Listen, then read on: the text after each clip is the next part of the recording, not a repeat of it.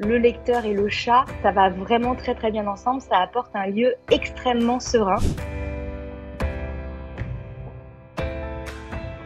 Alors en fait, mon chapitre, c'est la première librairie de France avec des chats.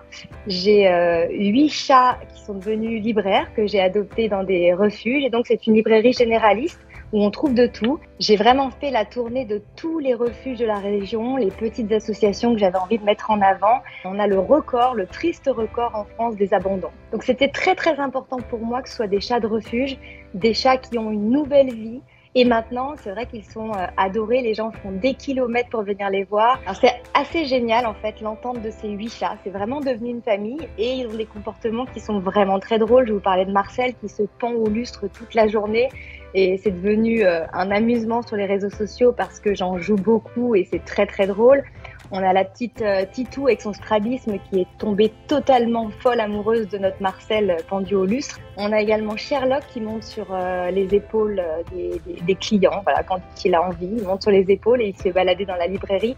Féfé qui a été abandonnée 3 fois, à chaque fois ramenée en refuge. Elle est plus tout le temps en train de dormir dans son petit coin, mais elle va tout le temps sur les genoux des gens pour aller chercher des câlins. Voilà, chaque chat a trouvé sa place et son rôle et c'est assez génial. En fait, j'ai envie de faire ronronner d'autres librairies. Le principe de mon chapitre m'a complètement dépassée dans le sens où on a des gens qui viennent de très loin, parfois du Mexique, de Nouvelle-Calédonie, parce que je vous dis sur les réseaux sociaux, mes chats se sont vraiment bien baladés et ont traversé les frontières. Quelquefois, j'ai un mari qui a fait 20 heures de route pour faire plaisir à sa femme, donc c'est assez rigolo. Et voilà, c'est de permettre à d'autres personnes d'en profiter parce que ça crée un bien-être qui est incroyable. Encore une fois, le côté très apaisant des chats, le côté très apaisant également d'un moment de lecture, bien, les deux réunis, ça crée un paradis. Et pourquoi ne pas faire d'autres paradis ailleurs, d'autant qu'on me le demande énormément. Le mieux, c'est d'être libraire. Évidemment, il faut aimer les chats. Mais oui, j'ai reçu beaucoup de candidatures jusqu'en Argentine. J'ai reçu une candidature en Argentine, en Algérie, en Espagne, en Belgique, voilà, à Copenhague. Donc maintenant, à moi de faire le tri parce que je préfère en avoir moins, mais vraiment sur le modèle d'Aix-en-Provence où les chats sont bien. Toutes les associations sont unanimes et pour moi, c'était vraiment important. Je sais que le commerce de la librairie est quand même assez fragile parfois. Certaines librairies se demandent comment elles vont pouvoir perdurer, comment elles vont pouvoir s'en sortir.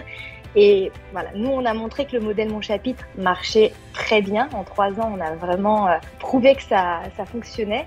Et du coup, pourquoi pas des librairies classiques, généralistes, qui se mettent à ronronner aussi, et des librairies qui n'ont pas un chat, qui voilà, en auraient pour devenir des Mon Chapitre. J'ai beaucoup d'envie, évidemment, où je pense que ça aurait vraiment sa place. Je pense à Annecy, il y a Lyon, il y a Lille, Bordeaux, Nice aussi serait une ville parfaite. En Belgique, j'ai vraiment beaucoup de Belges qui nous soutiennent et qui viennent nous voir. Paris, évidemment, on verra, mais pour l'instant, je suis à l'étape de la sélection.